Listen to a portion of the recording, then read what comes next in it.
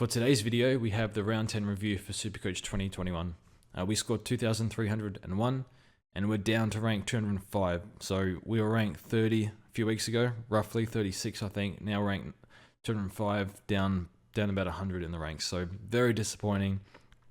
Made lots of mistakes, and then Saturday afternoon kind of fell apart because we were already down Brayshaw, and then CJ and Atkins fell apart.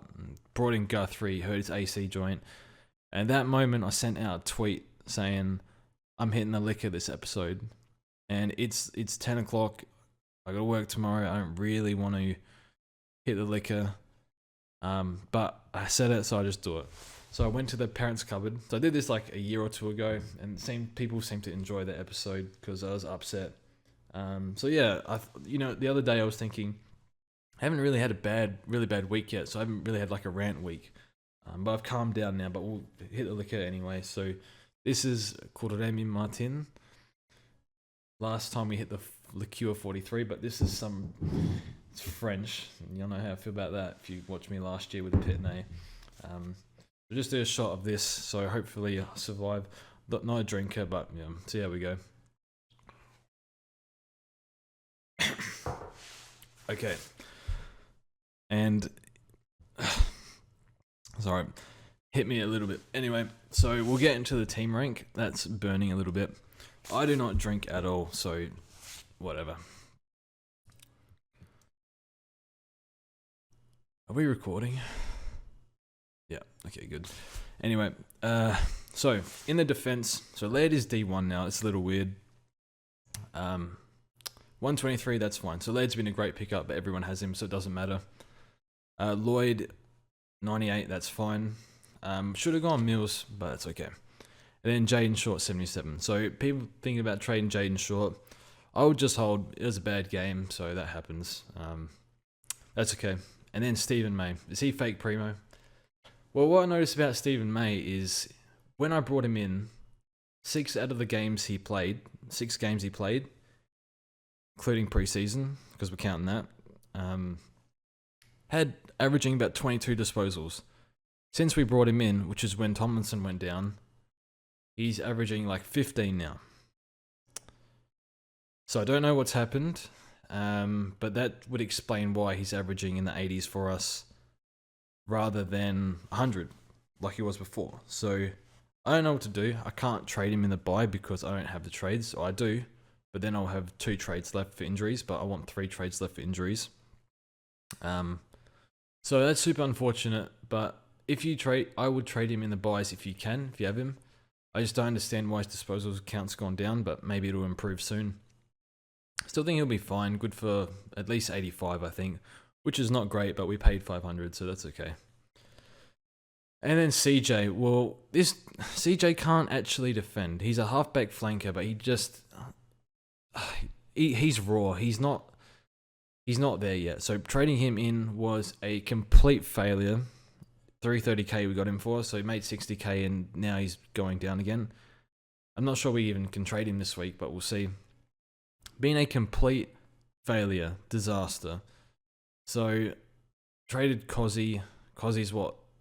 Probably only 100k difference now, so oh well, we'll move on. And then Jordan Butts. I never ever get mad at Jordan Butts. So one of my favourite players, Jordan Butts. 43. He can score -10. I won't even care. I'll send him DM telling him thank you because he's been one of the best rookies. You know, all preseason we're like, where the hell are defense rookies? And he was right there. But only 4% ownership. So we love Jordan Butts. Gonna lose money. I don't care. We'll hold him for now. Hold him to the buys. And then on the bench, so Highmore and Murphy were sub. They didn't play. That's fine. I don't think we need their money. I just think we need them as cover now and play. Hopefully we get some warm bodies in the buys. If we somehow get some good money from them, that'd be great. But I don't think we need it. But it'd be nice anyway. And then the midfield. So this is why I calmed down over the weekend because, whoops, not printing, bit all over the place. Zoom in.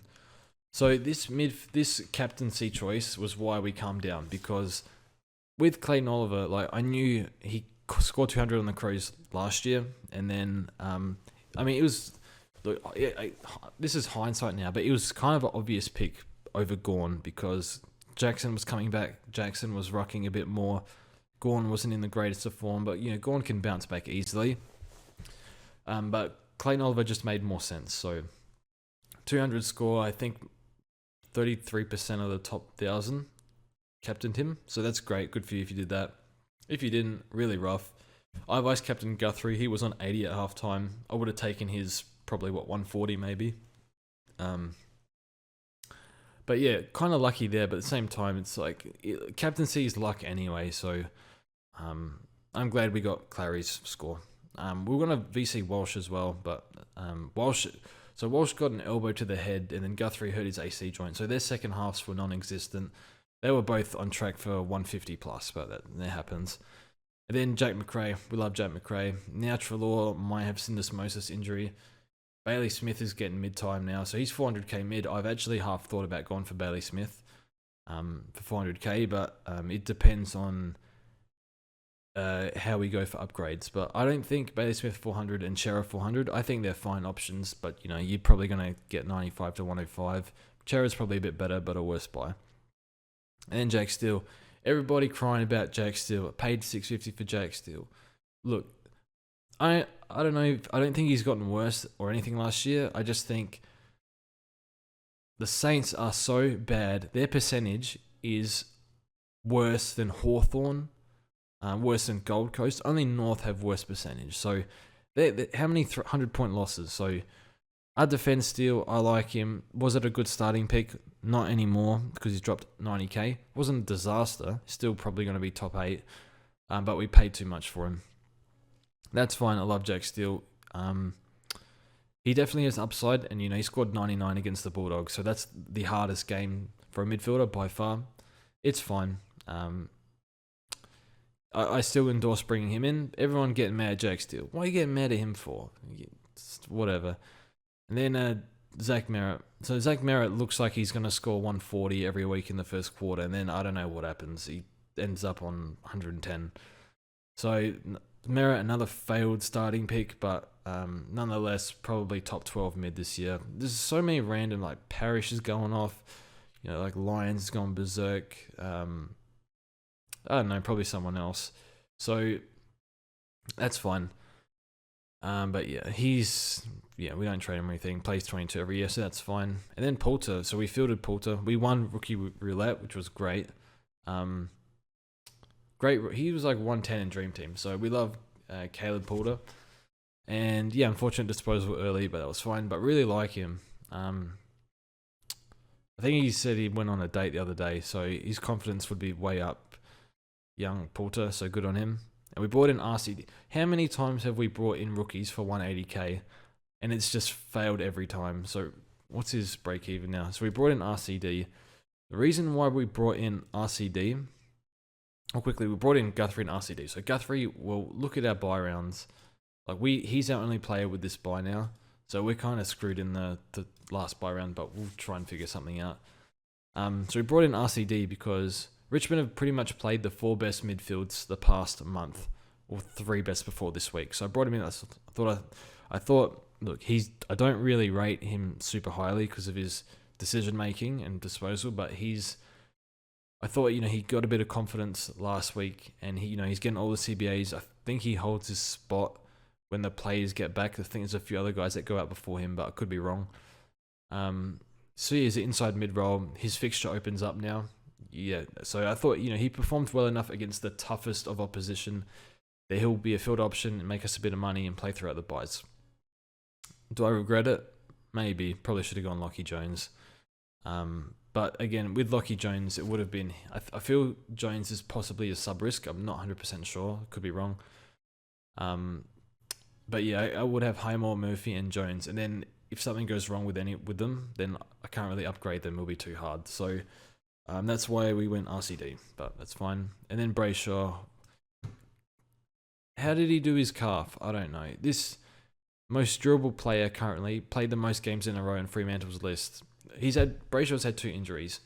Gav punched him in the face, and someone stepped on his foot. So we're not picking Brayshaw next year because when someone does a soft tissue injury, we don't touch them for 2 years. That's just what we do. And yeah, I don't know. It's like, how is Zorko playing every game? How is Danaher playing every game? Danaher did nothing for 3 years. And then he gets an 800k paycheck. Now he's performing really well and playing every game. Like, did nothing for 3 years. I don't understand. Couldn't get on the park. So very shameful that pick's working. And I hope it stops working. Same with Zorko. We don't pick Zorko because cheats on his partner, even though probably other players in our team have done that. But, when is this karma going to come back? Honestly. So, and then Zorko had Achilles and calf issues. And said he has to manage his Achilles tendonitis throughout the year, which is manageable. Just pulls up sore the next day, but that's fine. So hopefully Zorko fails, and we really wanted Ridley to fail, but we might actually end up getting him in. So at least Ridley isn't going berserk like he did early in the season. But yeah, I really want the Zorko and Danaher picks to flop. That'd be great, because they're doing really well. And then the Rucks, Grundy and Gorn are great.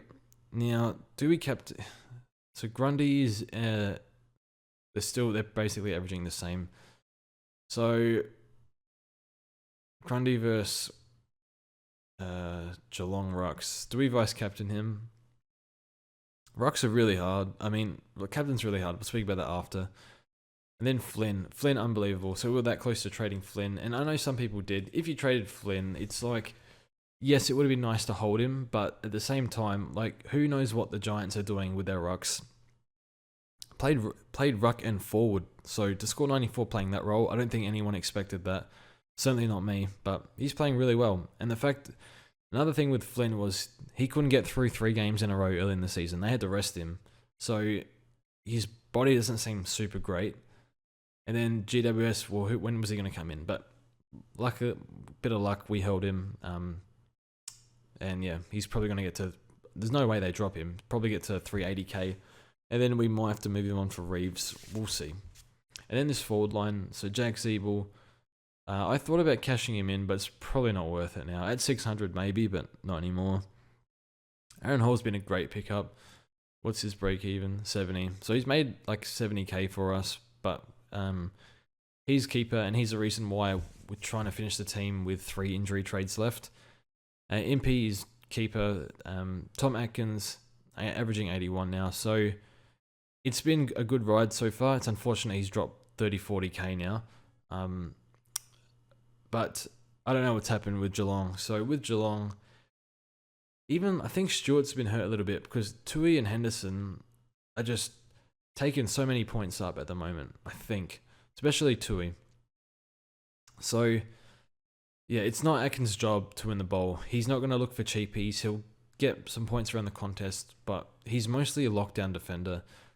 And he said, on the podcast, he said, sometimes I'll rebound, sometimes it's not my job to get the bowl. So apparently the last 3 weeks, it hasn't been his job to get the bowl, but that's okay. He goes this week. But yeah, we needed him to be keeper, and it's kind of screwed up our plans, but that's fine. Chad Warner's been a really nice rookie for us. I think he's dropped... was he 340k? He's dropped money. So he's slowly dropping a bit of money every round, but he's not hurting us too bad. So Warner's job is score 60, and that's it. And we'll hold him for the bye rounds. Waterman came back, gave us 48. That's fine.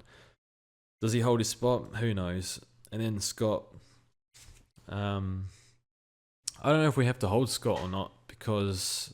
his break-even's really high, but I don't know if he plays or not, so we'll see.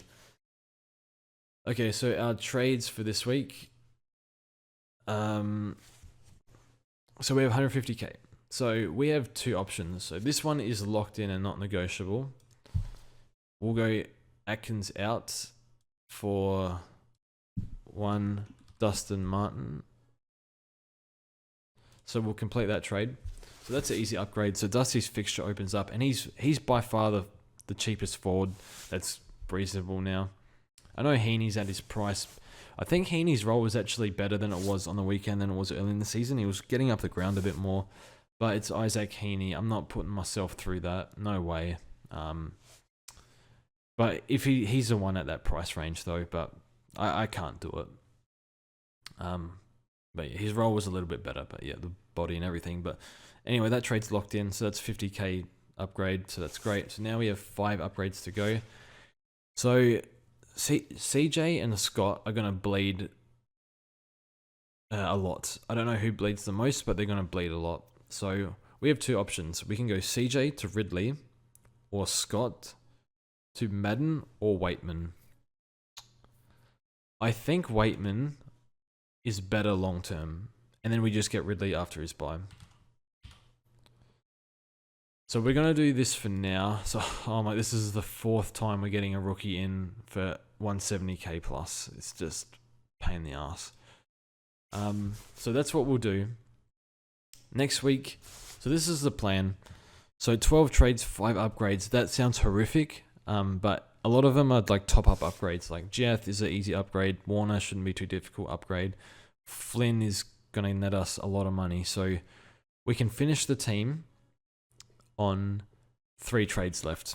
We can't trade major in the buy. So to finish the team, would probably be, we actually might go for Laird at M8 and then Stewart and Whitfield and Ridley. So Laird M8 and then grab 3 defenders for 500k. I think that's what we'll do. I'm not sure there's any 500k mids I like at the moment. But I think that's what we'll do because they should all be around 500k. I'm thinking that's what we do. We can't afford Bont. Will somebody tag Bontempelli, please? But anyway. And then the forward line, we'll probably grab a cheap forward, and then I think we've worked it out so we can afford Dangerfield. So it's 5 upgrades in 9 trades. But I think we can figure it out. I think we'll get it done. Lots of it. We have a lot of fat rookies available, so RCD should get pretty fat. Warner's got a lot of money. Flynn's got a lot of money. Butts. So I think we'll be okay. And Poulter's probably going to get to 300 easily. So we'll see how we go. But yeah, I think can we finish top 100 this year? I don't know. I think we're going to struggle. I think the main issue is by far is no Bontempelli. I'm not sure what we can do about that. There's nothing we can do. The only way we get Bont is if like McRae or Oliver get injured. Guthrie. That's pretty much it. But yeah, hopefully we get Guthrie and Brayshaw back. That'd be great. But yeah. So yeah, should be good. Anyway, thanks for watching. Alcohol didn't hit me too hard, which is great. I'm a lot calmer than I was a few hours ago, so that's okay. So thanks for watching, and we'll see you guys soon.